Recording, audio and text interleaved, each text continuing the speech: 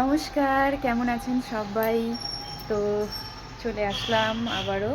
তো এখন বাজে হচ্ছে ওই ৩টার মতন। আর বাইরে হচ্ছে খুব সুন্দর রৌদ্র হয়েছে, খুবই ভালো লাগছে।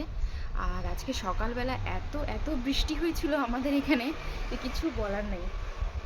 মানে সকালবেলাই পুরো মানে অন্ধকার হয়ে গিয়েছিল। তো সেই ভিডিওটাও করেছি, আমি আপনাদের সঙ্গে অবশ্যই শেয়ার করব। তো কিছুক্ষণ আগেই পুজো করে উঠলাম। আর এখন হচ্ছে লাঞ্চ টাইম তো হয়ে গেছে, অলরেডি দেরি হয়ে গেছে আজকে ওই ৩টা বাজে। তো আপনাদের সবার কি লাঞ্চ কমপ্লিট? কমেন্ট বক্সে অবশ্যই আমাকে জানাবেন। আর খুব সুন্দর রৌদ্র হয়েছে, খুবই ভালো লাগছে। আর শ্যাম্পু করেছি, চুলটাও একটু ভেজা ভেজা রয়েছে, খুবই ভালো লাগছে রৌদ্রতে দাঁড়াতে। আর কালকে রাতে আমি আমার হাজব্যান্ডের হচ্ছে এই জ্যাকেটটা, মানে শীতের এই জ্যাকেটটা ভিজিয়ে রাখছিলাম।